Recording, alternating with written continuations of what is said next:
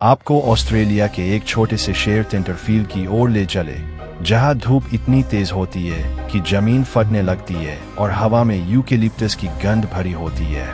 यह वह जगह है जहां हर कोई एक दूसरे को जानता है और राज छुपाना मुश्किल होता है। लेकिन एक राज इतना डरावना था कि आज भी वह शहर उससे सहमा हुआ है।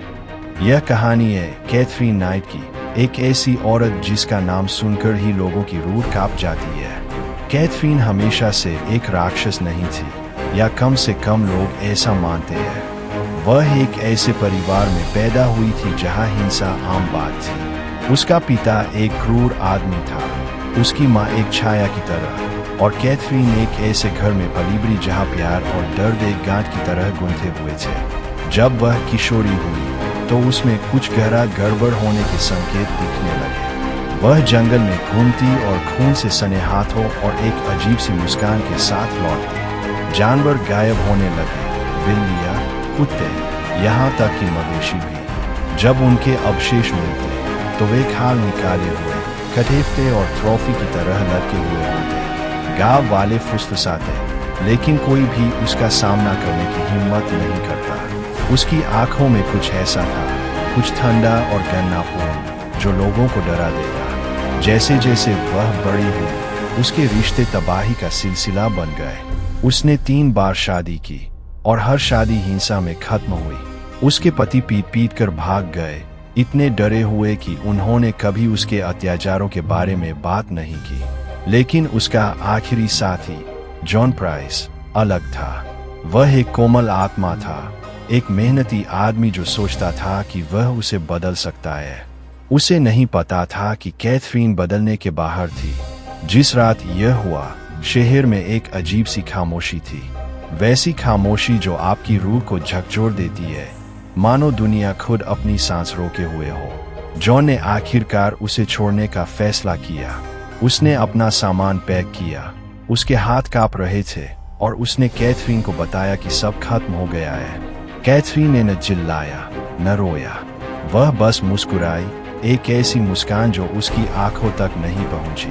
तुम्हें इसका पछतावा होगा, उसने कहा, उसकी आवाज नीची और स्थिर। जॉन उस रात सोने चला गया, अनजान कि यह उसकी आखिरी रात होगी। कैथरीन ने तब तक इंतजार किया जब तक घर में सन्नाटा नहीं छा गया, जब तक कि केवल जॉन की सांसों की आवाज नहीं रह गई। फिर वह चाकू लेकर कमरे में घुसी। जो हुआ वह एक बुरे सपने जैसा था।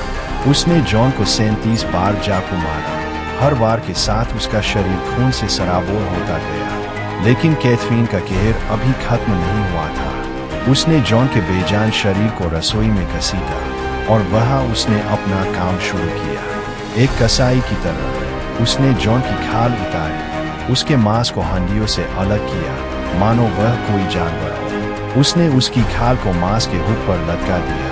खून से सनी हुई खाल धीरे धीरे हवा में आयु रही थी। फिर उसने जॉन के शरीर के कुछ हिस्सों को पकाया। उसने एक स्टू बनाया और 2 लोगों के लिए मेज सजाई, मानो जॉन उसके साथ खाने आने वाला हो। जब अगले दिन पुलिस आई तो उन्होंने एक ऐसा नजारा देखा जो सीधे किसी डरावनी फिल्म से निकला हो। घर में खून और मौत की बदबू थी।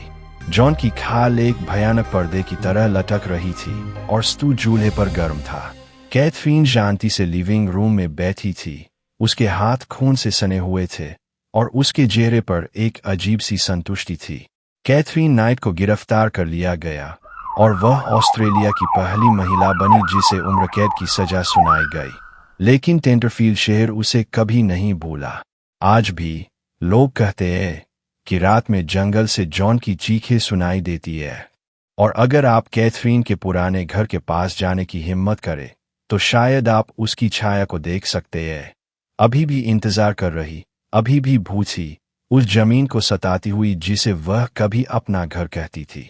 यह कहानी है कैथरीन नाइट की, एक ऐसी औरत की जिसकी बुराई की कोई सीमा नहीं थी। एक याद दिलाने वाली कहानी की राक्षस असली होते हैं, और कभी कभी वे उस चेहरे को पहनकर आते हैं जिसे आप जानते थे।